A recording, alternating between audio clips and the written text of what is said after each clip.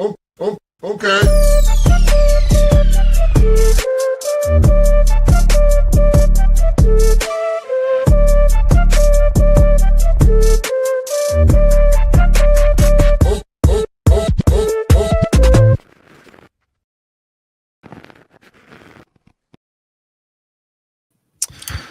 Good afternoon, everybody, and welcome to the Daily Herold here on Badlands Media. I'm your host, Jon Herold.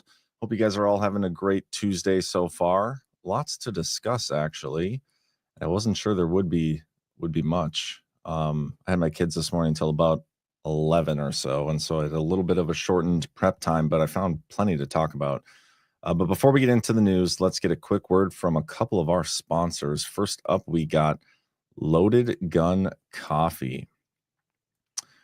Wake up to the bold flavors of Loaded Gun Coffee, where passion, precision, and patriotism infuse every sip. As a veteran-owned business, they ensure every cup is steeped in pride and unwavering commitment. The roasters handpick the finest coffee beans from around the world and have mastered unique brewing methods. Their skilled farmers cultivate the coffee to embody the essence of duty and honor in every meticulously crafted blend. But it's more than just coffee. It's a family-enduring commitment to freedom, with military veterans tracing their legacy back to the Civil War, including Purple Heart recipients. Loaded Gun Coffee is a brewed testament of pride and honor, dedicated to preserving the integrity and strength of our beloved nation. They proudly stand as fierce advocates for a secure border and a strong America. Stay loaded, Badlanders, with Loaded Gun Coffee. Visit badlandsmedia.tv/loaded and enter promo code Badlands for 10% off your purchase. That's badlandsmedia.tv/loaded, promo code Badlands. And yeah, these are great people. Met them at the Vegas Gart. Always love when veteran-owned businesses, America First businesses, are sponsors. If you want to support those kind of people and support us in the process, get yourself some coffee from Loaded Gun, badlandsmedia.tv/loaded. We also got Safe Streets. Now's the perfect time to secure your home and your loved ones. Get a free ADT smart home security system valued at $1,200 from ADT authorized provider Safe Streets. Plus, get a Google Nest doorbell camera at no cost and a $200 Visa card from Safe Streets, the most trusted name in home security with more than 106,000 4.9-star Trustpilot reviews. Visit getsafestreets.com/badlands or call 925-529-6541. That's 925-529-6541 to speak to a representative today. $99 customer installation charge and purchase of new monitoring service required for the termination fee to apply. All right, how's the chat doing today?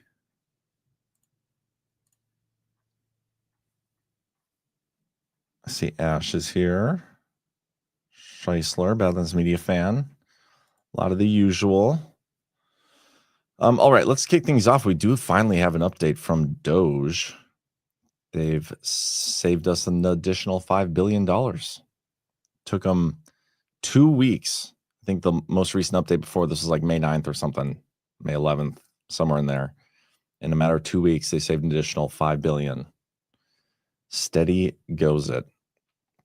Nothing new on the presidential website as well, but we do have some Truth Social posts I want to go through. Trump has pardoned the Sheriff Scott Jenkins. Sheriff Scott Jenkins and his wife Patricia and their family have been dragged through hell by a corrupt and weaponized Biden DOJ. In fact, during his trial, when Sheriff Jenkins tried to offer exculpatory evidence to support himself, the Biden judge, Robert Balau, refused to allow it, shut him down, and then went on a tirade. As we've seen in federal, city, and state courts, radical left or liberal judges allow into evidence what they feel like, not what is mandated under the Constitution and rules of evidence. This sheriff is a victim of an overzealous Biden Department of Justice and doesn't deserve to spend a single day in jail. He's a wonderful person who was persecuted by the radical left monsters and left for dead. This is why I, as President of the United States, see fit to end this unfair sentence and grant Sheriff Jenkins a full and unconditional pardon. He will not be going to jail tomorrow, but instead will have a wonderful and productive life. I was trying to read up on what exactly this guy did, and he was allegedly convicted of bribery. A jury found former Culpeper County Sheriff Scott Jenkins guilty of accepting more than $75,000 in bribes last December in exchange for making several businessmen into law enforcement officers without them being trained. I would love to, I wish I had more time. I could have gone through some of the actual details of this, because, I mean, if that's true, that's kind of not cool. I see in the chat, free Tina Peters. Yes, she should be free, but Trump can't pardon her. It's not a federal crime. We need something to happen at the state level.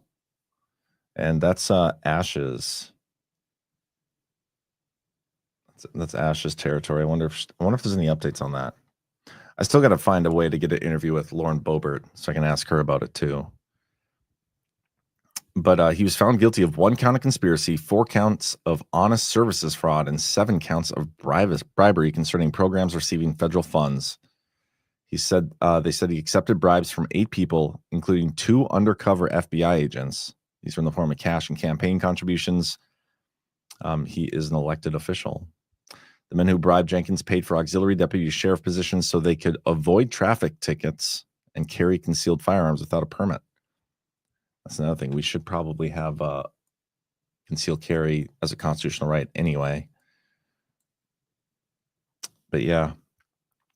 Bravest says, how does law enforcement with huge pensions accept a $75,000 bribe? And who's paying that kind of money just to avoid parking tickets or traffic tickets, I guess, could be speeding too, and to carry a concealed firearm? It's kind of nuts. We got this from Trump about Vladimir Putin. I thought this was kind of funny. What Vladimir Putin doesn't realize is that if it weren't for me, lots of really bad things would have already happened to Russia. And I mean really bad. He's playing with fire. I wonder what he means by that, because there was a period of time there, about 4 years or so, where Trump technically wasn't in office and the war was going on. None of those really bad things happened. So what is it? Silly John, pensions are over $100K a year. Ash, no. She put out a message over the weekend that her son was involved in taking down sex trafficking and that he was murdered. Trump can pressure, but he can't free her. Yep. Ash again says, some people say they can declare her a whistleblower and take her into federal custody immediately, but I'm not sure that's lawful. Yeah, it seems like a little workaround that wouldn't be kosher. But yeah, I don't know what to think about this post. I mean, I do, but I mostly want to comment on this tomorrow during the power hour. I just think it's pretty funny because while Trump was away from office, none of the bad things happened. So what is Trump getting at here? But then on the note of the Russia-Ukraine war, we have this. Germany's MERS greenlights Ukraine to strike Russia with German weapons. I do find it funny every time we get a story like this, because this isn't the first time. But Ukraine needs to get permission from the country they get the weapons from to use those weapons. Like, isn't the permission kind of implied when the weapons are sent to Ukraine? It's just a kind of absurd story. Speaking of Europe, we have this from Trump. I was extremely satisfied with 50% tariff allotment on the European Union, especially since they were slow walking, to put it mildly, our negotiations with them. Remember, I am empowered to set a deal for trade into the United States if we are unable to make a deal or are treated unfairly. And this is what we've been saying for a while now. Like, Trump, these deals are whatever Trump wants them to be. Him allowing these countries to negotiate is more so just on a tactic, maybe some good faith. But if he doesn't like the deal, he's just going to set it however he wants it. So these deals are all going to end up whatever Trump wanted in the first place. I've just been informed that the EU is called to quickly establish meeting dates. This is a positive event, and I hope that they will finally, like my same demand to China, open up the European nations for trade with the United States of America. They will both be very happy and successful if they do. Then we have this. This was about California and Gavin Newsom. Carolyn Levitt posted this on Twitter, but it was Trump's True Social post. California, under the leadership of radical left Democrat Gavin Newsom, continues to illegally allow men to play in women's sports. This week, a transitioned male athlete at a major event won everything and is now qualified to compete in the state finals next weekend. As a male, he was a less than average competitor. As a female, this transition person is practically unbeatable. This is not fair and totally demeaning to women and girls. Please be hereby advised that large-scale federal funding will be held back, maybe permanently, if the executive order on the subject matter is not adhered to. The governor himself said it is unfair. I will speak to him today to find out which way he wants to go. In the meantime, I'm ordering local authorities, if necessary, to not allow the transition person to compete in the state finals. This is a totally ridiculous situation. I love all these excuses he's finding to defund states. That's the way it should be anyway. We should be cutting funds to all states, not just blue states, and not just over transports. There's very, very limited, minimal reasons that I could justify federal funding going to the states. States should be taking this stuff up on their own anyway. But considering this, I mean, yeah, if this is the excuse he wants to use, I'm down. I am down. We got this. This was in Zero Hedge, and it reminded me of something, and so I wanted to talk about this and play a couple clips for you. Politburo secretly ran Biden White House as aides were willing to do undemocratic things to stop Trump. I wonder if those undemocratic things could go as far as potentially stealing an election. That sounds undemocratic. Alex Thompson, co-author of the provocative new book, Original Sin, President Biden's Decline, Its Cover-Up, and His Disastrous Choice to Run Again, has ignited a firestorm across Democrat Party circles, asserting that a secretive cadre of aides ran the White House like a shadowy Politburo to conceal President Joe Biden's failing mental health.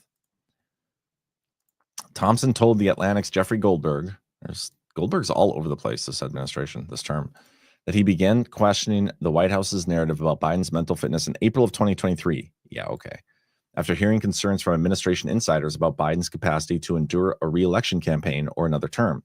He described a tight-knit group of aides, referred to by some within the administration as Politburo, effectively steering the White House. The term Politburo refers to the elite inner circle of communist regime wielding unchecked power at the top. And here's a clip. We need to listen to what Axios reporter Alex Thompson had to say about the inner circle controlling Biden at the end of his term. Watch this. The people that were in charge were Mike Donilon, Steve Ricchetti, Bruce Reed, Anthony Bernal, the First Lady's chief of staff, the First Lady, and Annie Tomasini. Those were the people that saw him the most and that had the most control over what he was doing and his day-to-day. Well, clearly, Congressman, he is naming names. And we have the Washington Post columnist, Sally Quinn, accusing former First Lady of elder abuse. What do you say to that, Congressman? Elder abuse. It is elder abuse. It is. There's no doubt about that. And all of these officials that were in the Biden White House, as far as I'm concerned, they need to come in front of the Oversight Committee because questions need to be answered. Last thing I will say on this is, depending on when the president truly was not in control of his mental faculties, a lot of the stuff that he did as president, in my view, should be invalidated.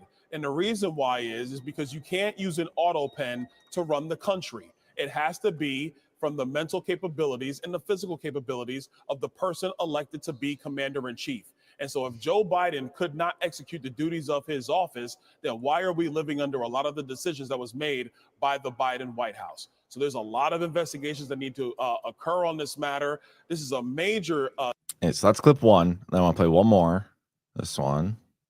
Well, and it did seem like there's so many people who you would have thought would have access to him who didn't because of this inner circle that really much managed his schedule and his time and his access in a way that didn't give a lot of people, one-on-one time with him. In the book, you quote a longtime Biden aide basically admitting he shouldn't be running again. They said to you on page 85, he just had to win and then he could disappear for 4 years. He'd only have to show proof of life every once in a while. His aides could pick up the slack. Who would have been running the White House in a second Biden term? This person went on to say that when you're voting for a president, you're voting for the aides around him. But these aides were not even Senate confirmed aides. These are White House aides. These were unelected people. And one of the things that really, I think, comes out in our reporting here is that if you believe, and I think a lot of these people do sincerely believe that Donald Trump was and is an existential threat to democracy, you can rationalize anything, including sometimes doing undemocratic things, which I think is what this person is talking about. Okay, now with that in mind, like a small group of people running the White House. I want to do a little flashback to this clip. This is back in October of 2024. Who's actually the president, Mr. President? Well, I think it's a committee of people, and they might not even know who the committee is. They may not even know themselves. Does that make sense? It's a group of people that are in different levels of DC, and they surround a man that was not the most capable person. Yeah. By the way, never was, Right. but certainly not anymore. Yeah. And she's worse than he is. She's worse than he is. And the difference is she was a believer. You know, she was a believer for a long time. She was a Marxist Right. for a long time. She's further left than Bernie. You've heard that many Oh, times. yeah. We talk about it. But she's further left than We'll talk about this more on Wednesday as well, but I think just the way he says this, talking about a small committee, and for the devolution side of things, I believe he could be referring to the FMR committee. But it is interesting to see the mainstream media using this kind of like telling this story, the people who wrote this book, that there's a small group of people running the White House and it wasn't Biden. Who's actually the president, Mr. President? well, I think it's a committee of people, and they might not even know who the committee is. I just think that's very interesting. So we'll definitely talk about that on Wednesday. We got this. Trump administration moves to terminate remaining federal contracts with Harvard over discrimination. They're directing all federal agencies to identify and terminate remaining contracts with Harvard University, citing race-based admissions policies, workplace discrimination, and failure to protect Jewish students on campus. This comes after the executive order, or the order they issued, saying that Harvard has to stop admitting foreign students, and then that was challenged in court, and there's a TRO on that. The GSA plans to issue a letter instructing agencies to review roughly $100 million in outstanding federal contracts with the Ivy League institution and consider shifting those funds to alternative vendors. Why do we have that much in federal contracts with schools anyway? Contracts under review include $527,000 agreement for Harvard Managed Mentor license. What the hell is that, and why are we spending that much money on it? What is a Managed Mentor license? Managed Mentor license.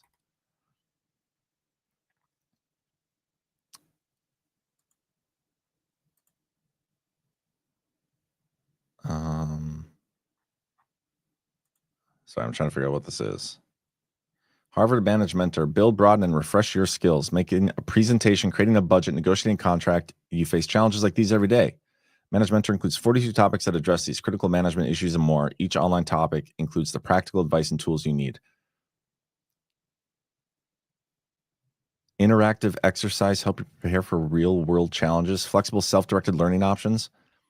Why is the federal government spending money like this? And when you have to pay for it? What is happening? Oh my gosh, this shit drives me nuts. Anyway, a $523,000 research contract related to dietary intake and health outcomes. Why are we paying for that? And a $39,000 deal for graduate student research services. I mean, that's a low amount, but still stupid. In the letter, GSA Federal Acquisition Service Commissioner Josh Gruenbaum accused Harvard of persisting in race-based admissions practices despite a Supreme Court ruling striking down such policies. He pointed to disproportionately high acceptance rates for certain racial groups in the top academic tier and claimed the school now offers remedial math courses as a result of prioritizing race over merit in admissions. They need to teach remedial math at Harvard.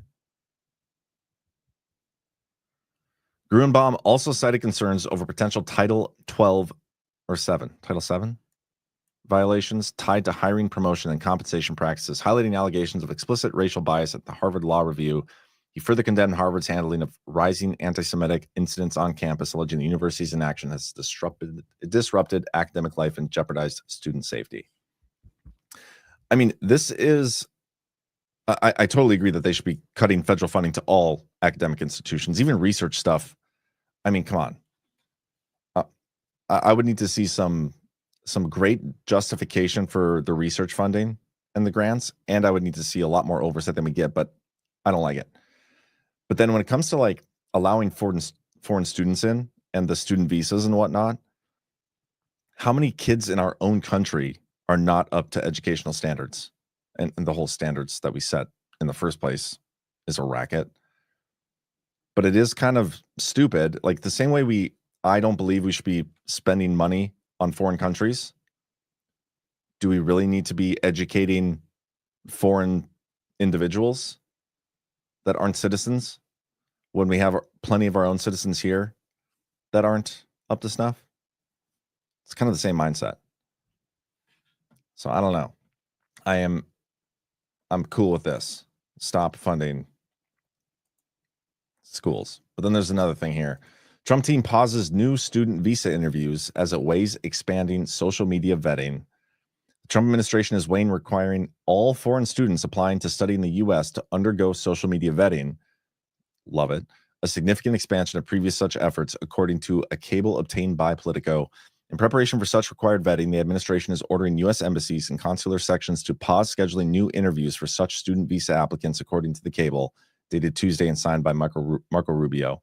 The administration carries out the plan. It could severely slow down student visa processing. It also could hurt many universities who rely heavily on foreign students to boost their financial coffers. Effective immediately, in preparation for an expansion of required social media screening and vetting, consular sections should not add any additional student or exchange visitor, FM&J, visa appointment capacity until further guidance is issued. Septel,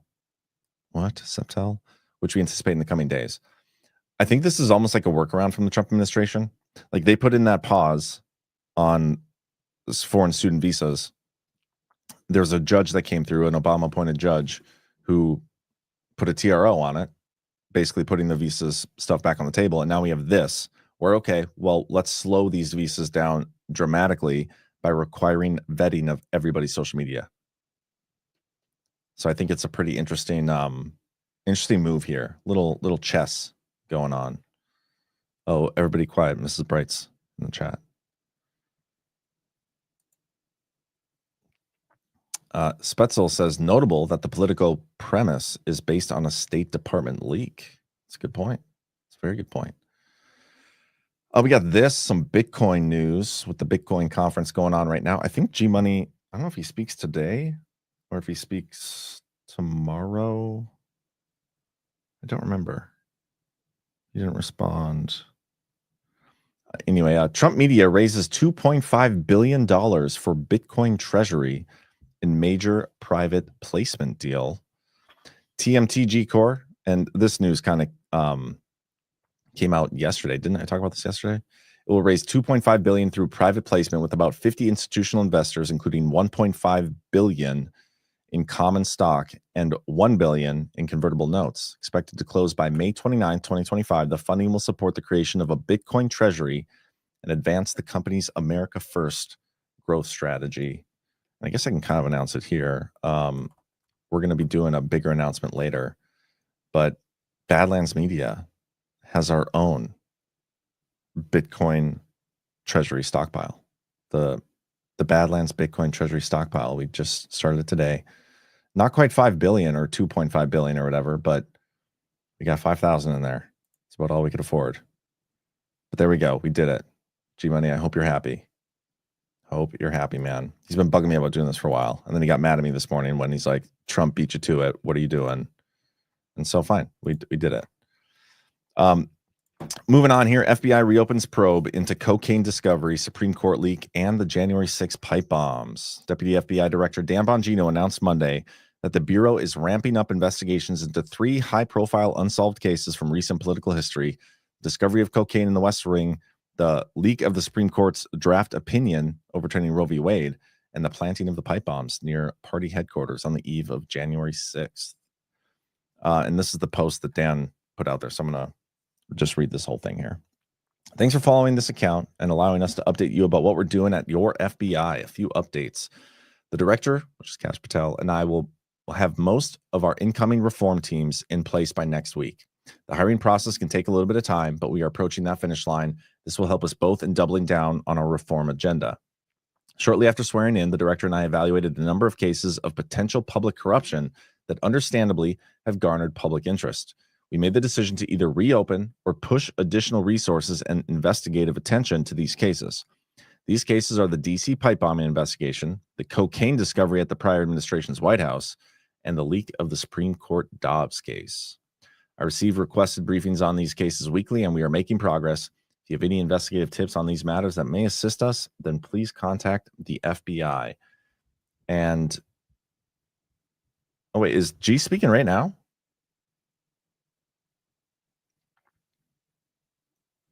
I don't know if he's speaking right now.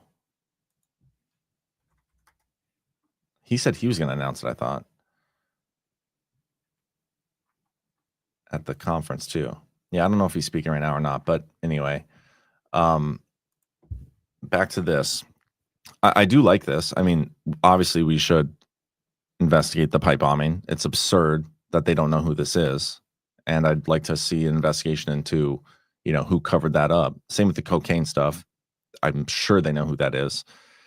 I don't think they'd be opening these cases unless they knew there was like a there. Like, I don't think they're going to open up the DC pipe bombing thing or the cocaine thing or the Supreme Court leaker unless they knew that they were going to end up getting their guy. Because it would kind of it'd be pretty lackluster to open up an investigation, reopen it, and then have it come to the same conclusion they had previously. So I would anticipate all three of these they'll find an answer to. And honestly, these aren't all that exciting to me. The pipe bomber is a little bit.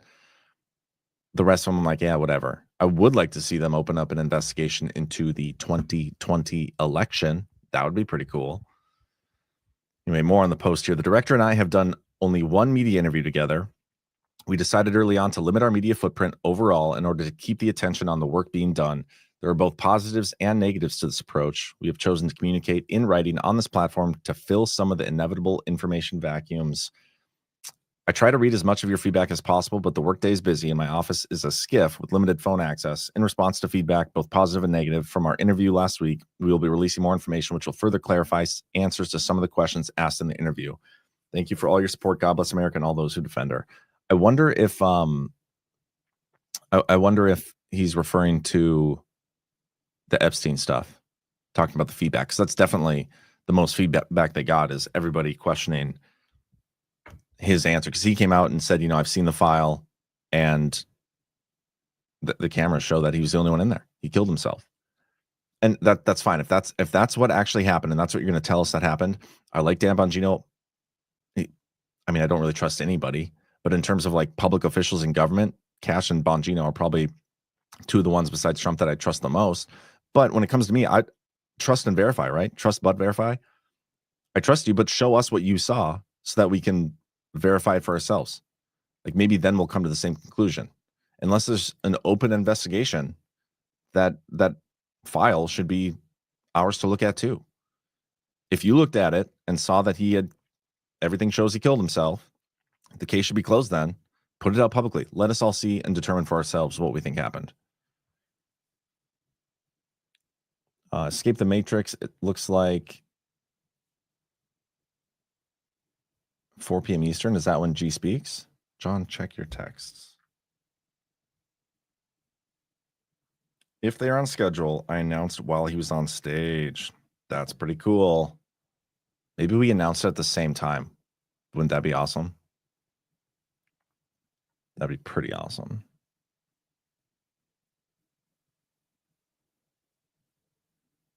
Transparency, John. John, check your text again. I already did. How many times are you gonna tell me to check my text? You only sent one thing. Yeah, anyway, we'll keep going here. RFK Jr. says COVID-19 shot will no longer be recommended for healthy children and pregnant women. Let's play the clip here. Hi, everybody. I'm Robert F. Kennedy Jr., your HHS secretary, and I'm here today with NIH Director Dr. Jay Bhattacharya and FDA Commissioner Dr. Marty Makary. I couldn't be more pleased to announce that as of today, the COVID vaccine for healthy children and healthy pregnant women has been removed from the CDC recommended immunization schedule.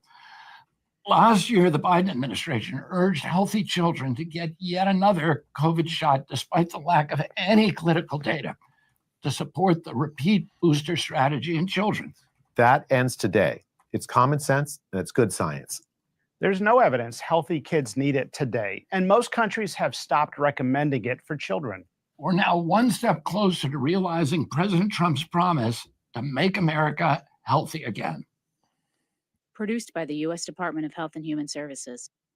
I just still think it's kind of silly that if like healthy people shouldn't be taking this stuff and don't need it, like why are we instead giving it to the most unhealthy people? Like why are we giving it to people with risk factors? If these people know that there's something wrong with these vaccines, which by the way, probably see you later, YouTube. If these people know there's something wrong, why are they allowing the people with the risk factors to take them at all? Why aren't they fully removed from the market? Doesn't really make sense to me. But I mean, I guess it's at least a small step in the right direction. I don't know.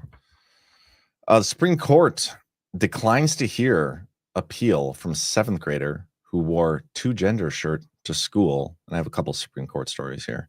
The Supreme Court on Tuesday declined to hear an appeal from a Massachusetts middle school student who was forced to remove a T-shirt that claimed there are only 2 genders. 2 conservative justices, Samuel Alito and Clarence Thomas, the 2 most base ones, dissented from the decision to not hear the case. So long as the appeals court decision is on the books, Alito wrote, thousands of students will attend school without the full panoply of First Amendment rights. I do not know what a panoply means, so I'm going to look that up. Panoply is a complete suit of armor. That's cool. Learn something new every day. That alone is worth this court's attention. He said, Liam Morrison wore the shirt to Nichols Middle School in Middleborough, Massachusetts in 2023 to share his view that gender and sex are identical. School administrators asked him to remove it, and when he declined, sent him home for the day. Weeks later, he wore the same shirt but covered the words only to with a piece of tape on which he wrote censored. Morrison and his family sued the district in federal court, asserting a violation of his First Amendment rights, which I would agree. The district court ruled against him, and the Boston-based First U.S. Circuit Court of Appeals affirmed that decision. What do you guys think? I mean, my kids go to a Catholic school, and they have to wear uniforms. I guess my daughter didn't. She was in pre-K, but next year she's going to be wearing uniforms. So I don't know. Like I'm in a public school where tax dollars are being used to fund the school, and they don't have a dress code or anything. I feel like yeah, that's definitely a First Amendment thing. I don't know. I guess I would have to read the arguments and see what they argued. But like a private school, you know, you pay tuition, they have set rules on what you can and can't wear. It's a little different. But even when they have like dress down days, you can't wear stuff that's like super distracting. You can't wear super short skirts. You can't, you know, wear what are those called? Like tank tops. Girls can't wear tank tops. Guys can't either. You have to wear at least sleeves. Because it's distracting the other kids. Ash 1776, the government will uphold the government's authority to set dress codes in school. They can't cede that ground. I would agree. It could be the end of democracy as we know it if they cede that. But speaking of the Supreme Court, they are coming to the end of their term, and there is a bunch of cases they are poised to decide on birthright, citizenship, transgender care, and religion. And there's a list of cases I'm going to run through here. Supreme Court is turning to the final weeks of a busy term that started off with blockbuster appeals over transgender rights and TikTok, which, by the way, I posted this on Twitter. June 19th is the end of the timetable for TikTok, the TikTok ban. Trump originally put out that executive order, gave it like 60 days or something. And then when the 60 days was nearing its end, I think it actually ended up being banned for like a day. He extended it out, and that extension is almost up. And we haven't heard any news. I haven't heard Trump even mention TikTok since he signed that extension. And he mentioned before that there's potential buyers and whatnot, and we haven't heard anything. So I am curious to see what happens. But anyway, it has increasingly become wrapped up in the policies and politics of President Donald Trump, with more than half of its argued cases from the term that began in October still pending. The justices are now working toward issuing a flurry of opinions through the end of June that could have profound implications for the federal government, religious interest groups, and millions of American people. The 6-3 conservative court's end-of-term push has been complicated and overshadowed, and I would argue that it's not necessarily 6-3 conservative. Anyway, this year by more than a dozen emergency appeals tied to Trump's second term, including cases dealing with mass firings, immigration, and president's efforts to end birthright citizenship. Those cases will continue even after the court rises for its summer break. And here's some of the cases they're dealing with. The birthright citizenship one we talked about. The Justice Department claims that 3 lower courts vastly overstepped their authority by imposing nationwide injunctions that block the president from enforcing his order, limiting birthright citizenship. I do agree with that. While the question is important on its own, it could shift the balance of power between the judicial and executive branches. That sounds kind of scary. The case was supercharged by the policy at issue, whether a president can sign an executive order that appends more than a century of understanding. The reason I highlighted this is because the phrasing here. This is putting control in the hands of the judges and their understanding instead of what the Constitution says. The law of the land is the Constitution, not what the judges understand it to say. So dumb. Transgender care for minors. We shouldn't be transitioning minors, but that's on the docket. LGBTQ plus books in school. Sounds pretty gay. Preventative health care and government power. The court is juggling several major cases challenging the power of federal agencies. One of those deals with the creation of a task force that recommends which preventative health care services must be covered at no cost under Obamacare. Maybe we should just get rid of Obamacare altogether. Never-ending emergencies. Since Trump began his second term in January, the court has been confronted with more than a dozen emergency appeals dealing with policies from the White House and federal agencies. I bet there's going to be more to come. Ash says courts are proving themselves illegitimate. I agree.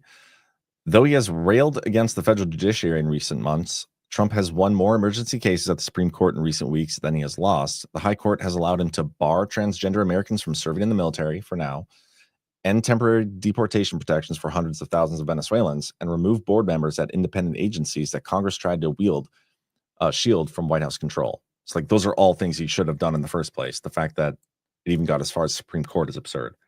But again, you have to go through these motions sometimes to put all the branches back in their constitutional boxes. On the other hand, the courts has blocked the administration from quickly deporting migrants under the 1798 Alien Enemies Act without additional notice. I think there's more to it than that. Given how many lawsuits are pending in lower federal courts, the pace of emergency cases is unlikely to slow just because the justices are eager to leave Washington for summer vacations. And I think they still have to come back and do like some of these emergency appeal stuff. I could be wrong, but anyway, let's keep rolling here. I didn't highlight anything from this story. I forgot to.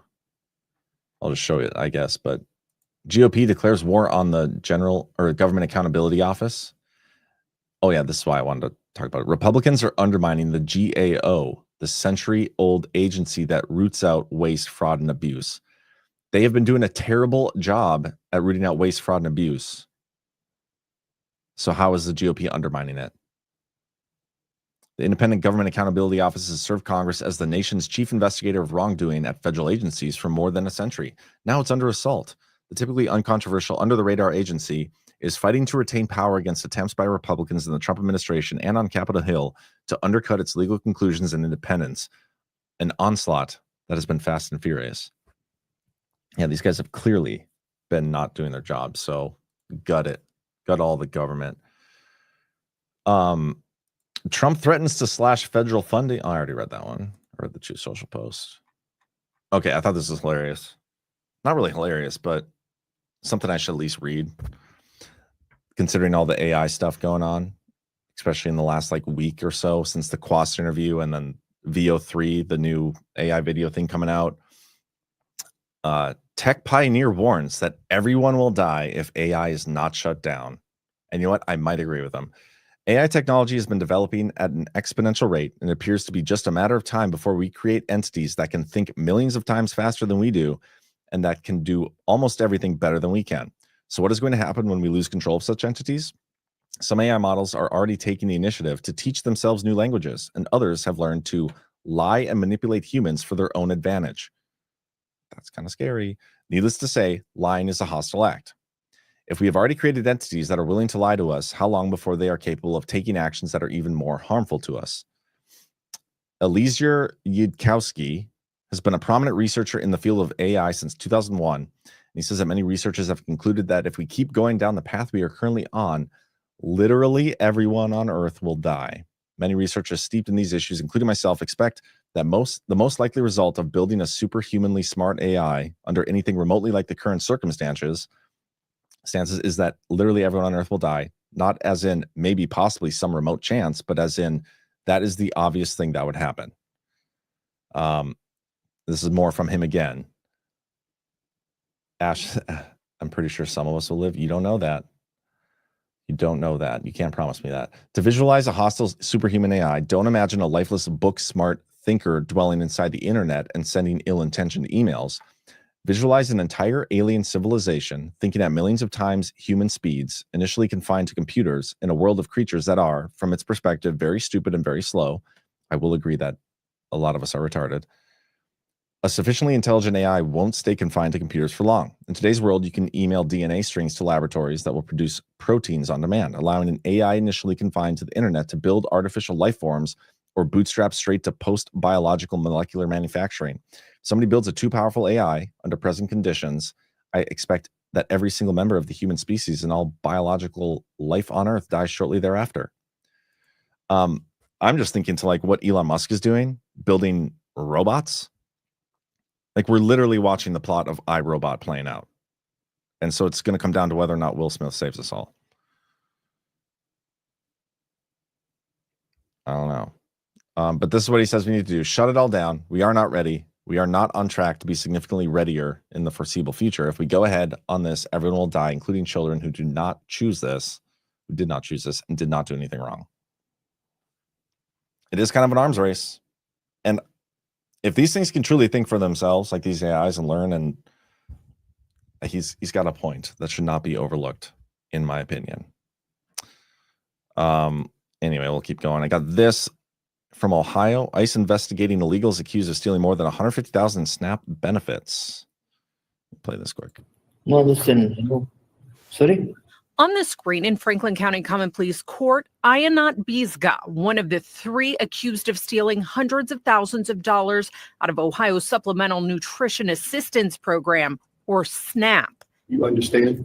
Yes, I understand. I mean, no. Tell them. Due to a language barrier, a judge continued his case and the case of Joina Maria Baselan that involves 5 counts, stating they engaged in a criminal enterprise starting last summer to steal more than $150,000 worth of welfare benefits. It's at that same time taking a gentleman unconscious. Bizga crashed his minivan into a Columbus fire hydrant and was rushed to OSU East. Officers couldn't find an ID for Bizga, and he was cited for not having a driver's license. Looks like a temp tag out of Texas. That don't look legit. Officers couldn't match the temp tag from Texas in any database. Another plate from Virginia was found inside the van. Pleases the court. Your client does have an ICE holder. The Ohio Department of Job and Family Services has reported losing $17 million in SNAP benefits due to fraud and theft since the summer of 2020. I wonder how many other illegals have committed some sort of SNAP fraud, SNAP benefit fraud. Ash is in the chat talking about porn. I mean, fear porn technically, but it reminded me of this story that BB sent yesterday. Amazonian tribe sues New York Times, TMZ, for defamation, alleging they were framed as addicted to porn. This story is so funny. The Marubo tribe of Brazil's Amazon has filed a defamation lawsuit in Los Angeles against New York Times, alleging its coverage of the tribe's first internet access portrayed them as a tech-addicted and obsessed with pornography. The suit, seeking hundreds of millions in damages, also names TMZ and Yahoo for amplifying and sensationalizing the story. The article portrayed the Marubo people as a community unable to handle basic exposure to the internet, highlighting allegations that their youth had become consumed by pornography. I don't even know what else to say, but it's kind of funny if that's actually what happened. Like they got Starlink in some phones and all of a sudden they're all just addicted to porn. And then they sue the New York Times over reporting on it.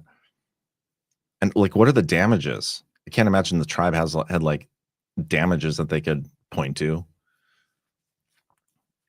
Anyway, Japan's Nippon expected to close acquisition of U.S. Steel at $55 per share. That's happening today, or already happened. President Donald Trump cleared Nippon for Nippon's bid for U.S. Steel on Friday, referring to the deal as a partnership. Trump said Nippon will invest $14 billion over the next 14 months.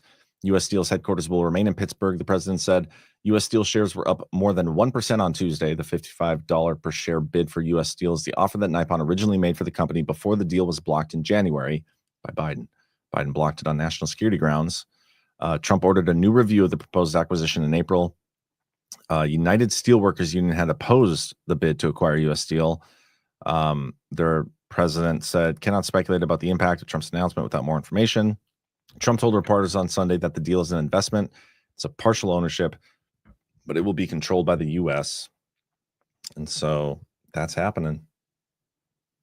That is happening. And I got another court. I should have had this in a different part of the show. But anyway, court order challenges Trump's plan to move federal student loans to Small Business Administration. Go figure, another judge blocking Trump's order.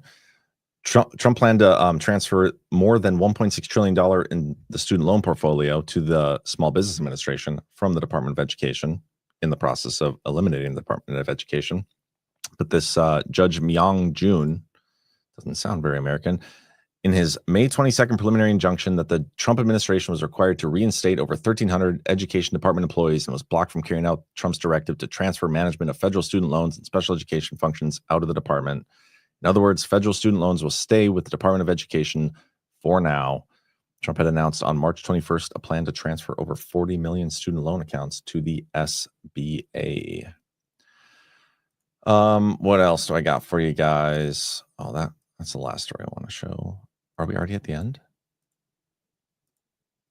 I think we're already at the end. Awesome. Okay. I'm going to play this video because it's hysterical. And then I'll check if there's anything else happening, and then we'll get you guys out of here.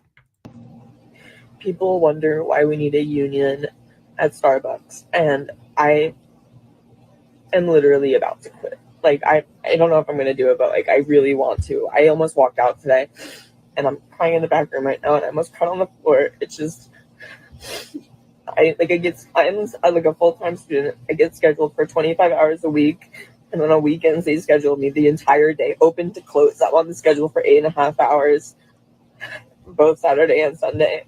I'm like 3.5 hours into my shift. There's so many customers, and we have 4 people on the floor all day. Only 5 people were put on the schedule, and somebody had to call out. And there are 4 people running the whole store, and there's so many customers, and there's possibly scheduled 5 people.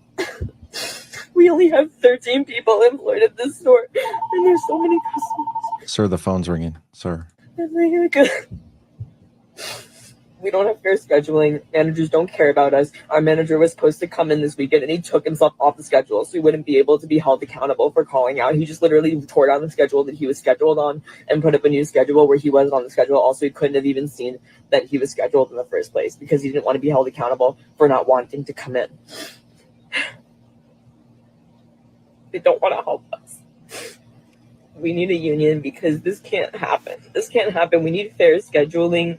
We need managers to hold themselves accountable for helping their workers. They refuse to turn mobile orders off. We need the liberty to be able to do that because there's so many mobile orders and I need to get through all of them. And then people are yelling at me because I don't have their orders ready. And they don't know what to do. And a customer was misgendering me today, like really badly. I didn't have their order ready. And so they were just like talking like each other. And they're like, she's clearly incompetent. I have a full mustache and beard.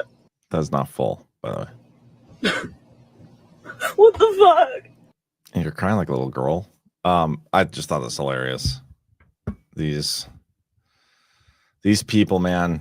These people. I don't think there's any recent news. I'm just checking Twitter real quick to see if anything's jumping out at me, but I'm not seeing anything. So I'm gonna go through the rants unless there's anything in particular you guys want me to discuss before I get out of here. We'll just get you guys out of here. Smay60 says, really appreciate the work. Getting involved with this is bringing me back to life besides being the truth. I appreciate that, man. You should come to a guard. If you want to get activated, you got to come to a guard or go to a local meetup. Go to badlandsmedia.tv/groups. Find a local Badlander group in your area, or you can start one if there isn't one, and get connected there and attend one of those meetups. They're great, which, by the way, we are doing a meetup here in Florida, Lakeland, Florida, June 28th from 5 to 8 p.m. I'll be there. Zach will be there. JB White will be there. CanCon will be there. Cam Cooksey, I think, is going to be there. I think we're getting close to like 100 some RSVPs. So it's going to be a big one. That's what she said. Keith O'Higgins. Good to see you, man. I don't know if do you normally watch this show? I don't know if I remember you watching this show. I know you watch all the night ones, but anyway, I think the answer to the artificial intelligence superiority is to start building Karens to slow down and harass the AI overlords. Not a bad idea. Then Fatman79 says the tribe leaders were pro-Bolsonaro and vocal about it. That's why. Yeah, and I think that's all I got, guys. So hope you guys have a good rest of your day. Let's see what else is on the schedule for today real quick. Hold for processing. Okay, so the rest of the schedule today, we got Badlands Book Club, 6 p.m. Eastern, Badlands Story Hour, 9 p.m. Eastern, and then OnlyLands tonight. I'll be back on OnlyLands tonight. Yeah, if you're new to the channel, make sure you hit like, give us a follow over here, share with all your friends and family. And if you ever have stories or something you want me to discuss on the show, don't hesitate to tag me on socials. I appreciate it. But you guys have a great rest of your day. I will see you tonight on OnlyLands. 0. 1. Extra, read all about it. 2. 3. Let's get started.